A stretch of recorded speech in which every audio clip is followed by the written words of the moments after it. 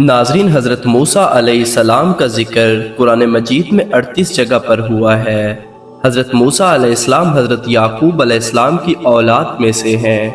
حضرت یعقوب علیہ السلام کا دوسرا نام اسرائیل تھا۔ آپ علیہ السلام کے 12 بیٹے تھے۔ ان کی اولاد کو بنی اسرائیل کہا جاتا ہے۔ پہلے تو یہ لوگ کنعان میں آباد تھے، پھر حضرت یوسف علیہ السلام کے واقعے کے بعد مصر میں جا بسے۔ اس طرح بنی اسرائیل مصر میں پھلے پھولے اور لاکھوں کی تعداد کو پہنچ گئے۔ حضرت یوسف علیہ السلام کے دور کا بادشاہ مصر ریان بن ولید، جو آپ علیہ السلام کے ہاتھوں مسلمان ہوا، جب اس کا انتقال ہوا تو مصر کا نظم و نسق حضرت یوسف علیہ السلام کے ہاتھ آ گیا۔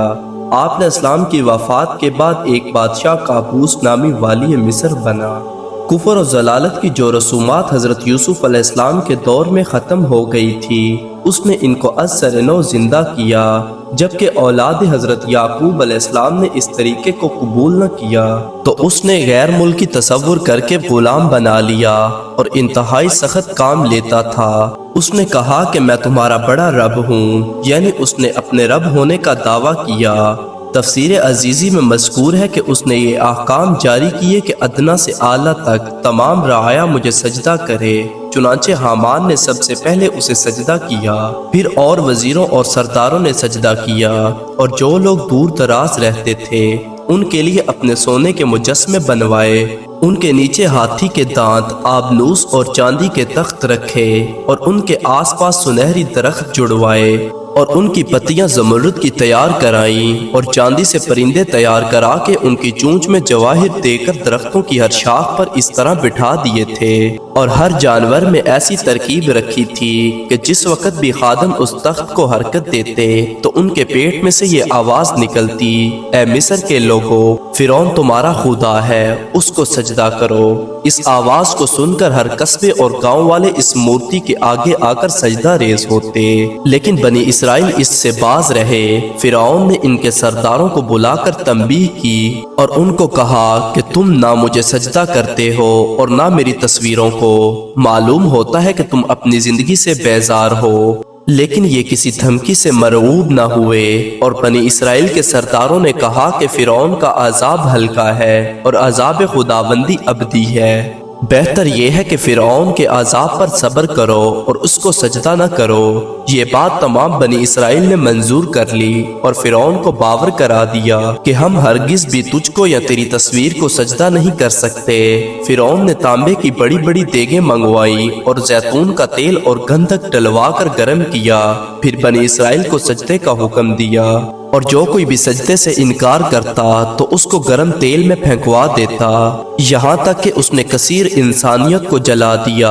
تو حامان نے فرعون سے سفارش کی: اے بادشاہ، ابھی ان کو مہلت دے تاکہ یہ سوچ سمجھ کر بادشاہ کا حکم قبول کر لیں۔ تو فرعون نے ان کو جلانا موقوف کر دیا، لیکن ان کو متنبہ کر دیا کہ یہ تمہارے پاس مہلت ہے کہ تم خوب سوچو فکر کر لو۔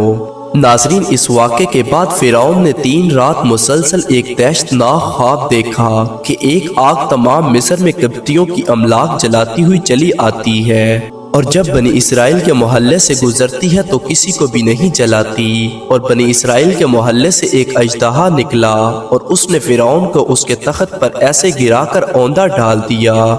تیسری صبح فرعون نے نجومیوں کو اکٹھا کیا اور خواب کی تعبیر پوچھی تو انہوں نے کہا: بنی اسرائیل میں ایک لڑکا پیدا ہوگا جو تیری حکومت کے زوال کا سبب ہوگا۔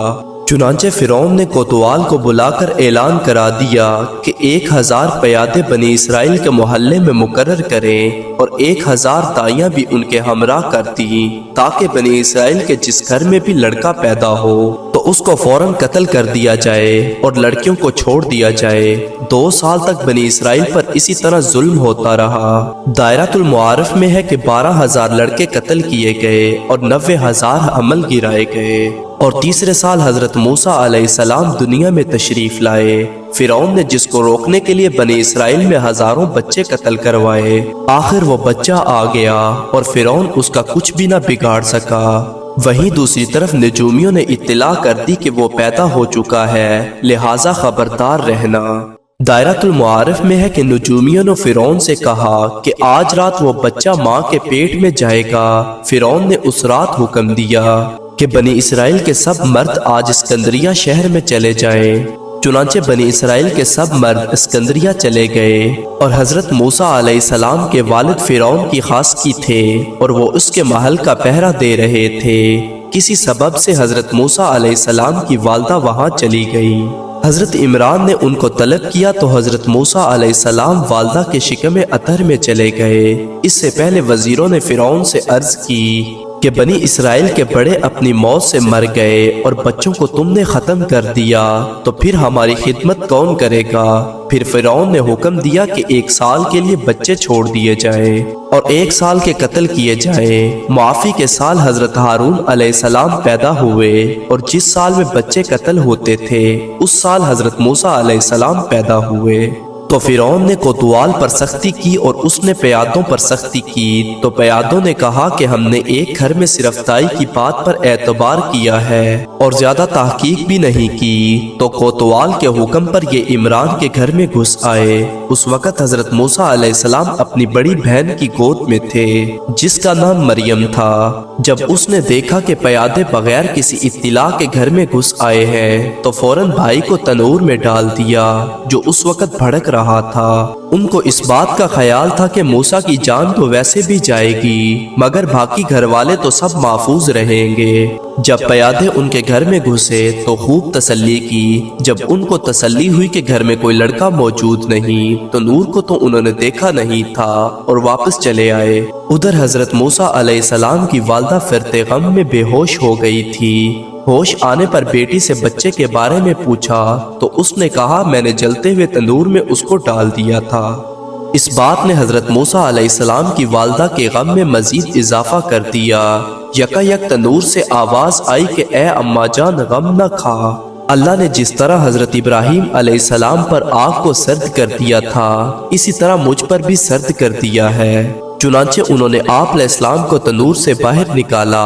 उस वक़्त आप अलैहिस्सलाम की उम्र मुबारक 40 दिन की थी। अब हजरत मूसा अलैहिस्सलाम की वालदा ने अपने घर में मशवरा किया कि आखिर ये बच्चा ही है और इसकी आवाज छुपाई नहीं जा सकती और फिरौन के प्यादे घर घर तलाशी ले रहे हैं। इसकी आवाज सुन लेंगे तो उससे हम सबको भी कत्ल कर दिया जाएगा।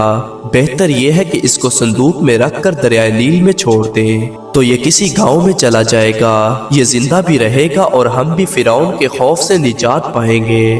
और उधर अल्लाह ताला ने भी आप अलैहिस्सलाम की वालदा को ये बात फरमा दी जैसा कि इरशाद बारी ताला है। और हमने मूसा अलैहिस्सलाम की वालदा को इल्हाम किया कि उसको दूध पिलाओ, फिर जब तुमको उसके मुतालिक डर हो तो उसको दरिया में डाल दो और ना अंदेशा करो और ना गमगीन हो। हम उसको तुम्हारे पास लौटा कर लाएंगे और उसको पैगंबरों में से बनाएंगे। जिससे हजरत मूसा अलैहिस्सलाम की वालदा को खूब तसल्ली मिली। तफसीर अजीजी में है कि सानून नामी एक लकड़हारे से हजरत मूसा अलैहिस्सलाम की वालदा ने कहा कि हमें एक मखसूस साइज का संदूक तैयार कर दो और तख्तों को इस तरह मिलाना कि पानी अंदर न जाए। बड़ी के पूछने पर हजरत मूसा अलैहिस्सलाम की वालदा ने बता दिया कि हमारे यहाँ एक लड़का पैदा हुआ है, हम चाहते हैं कि उसको दरिया नील में छोड़ दे, कहीं ऐसा ना हो कि फिरौन को इसकी इत्तिला हो जाए और इसके साथ हमें भी वो मार डाले। बड़ी ने वादा भी कर लिया कि मैं किसी से कुछ ना कहूँगा और ये काम पोशीदा करूँगा। जब ये अपने घर गया तो सुना फिरौन को मनादी आवाज लगा रहा है कि जो शख्स हमें उस लड़के का पता बताए जो इन दिनों बनी इसराइल में पैदा हुआ है तो उसको इतना इतना इनाम दिया जाएगा। चुनांचे उसने चाहा कि मैं राज को फाश कर दूं। इस इरादे से अभी दरवाजे से कदम बाहर रखा ही था कि वो अंधा हो गया और उसके दोनों पांव टखनों तक जमीन में धंस गए और उसे एक आवाज आई, अगर तूने कहा तो तुझको फिलफौर जमीन में धंसा दिया जाएगा। जिस पर उसने फौरन तौबा की तो अल्लाह ताला ने उसको इस अजाब से निजात दी और उसकी आंखें भी ठीक फरमा दी।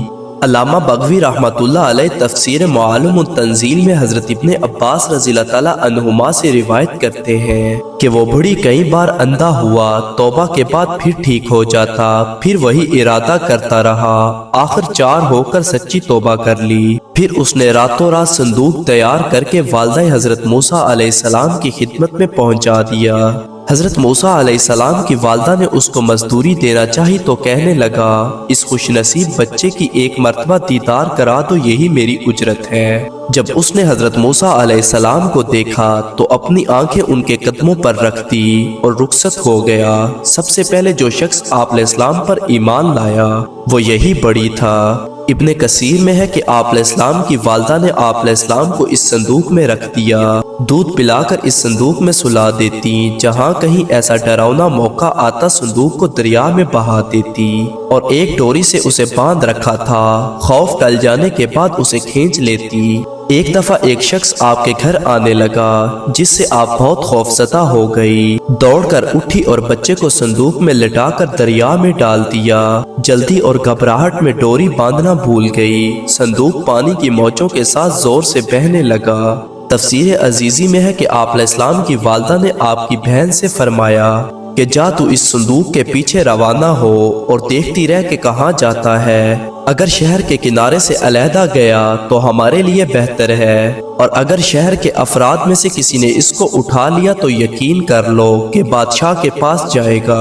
چنانچہ حضرت موسیٰ علیہ السلام کی بہن صندوق کو دیکھتی ہوئی انجان بن کر دریا کے کنارے کنارے چلتی رہی۔ وہ صندوق دریا کے درمیان میں سے نکل کر اس نہر میں چلا گیا جسے فرعون کھدوا کر نیل سے اپنے باغ میں لے گیا تھا، اس کا نام عین الشمس رکھا تھا۔ صندوق پانی میں بہتا ہوا فرعون کے باغ میں جا پہنچا، اور اللہ کی قدرت دیکھو کہ اس وقت فرعون باغ کی سیر بھی کر رہا تھا، اور اس وقت فرعون کے ہمراہ اس کی اہلیہ اور لڑکی اور محل کے دیگر افراد بھی موجود تھے۔ جب سب نے دیکھا کہ ایک صندوق نہر میں آ رہا ہے، لوگ دوڑے اور اسے اٹھا کر فرعون کے پاس لے آئے۔ حضرت موسیٰ علیہ السلام کی بہن نے جب یہ دیکھا تو گھر جا کر والدہ کو اطلاع دے دی۔ والدہ یہ سن کر غم سے نڈھال ہو گئی تو اللہ تعالیٰ نے تسلی دی کہ ہم اس کو تیری طرف لوٹا دیں گے اور ہم اس کو رسول بنائیں گے، تو تسلی رکھ۔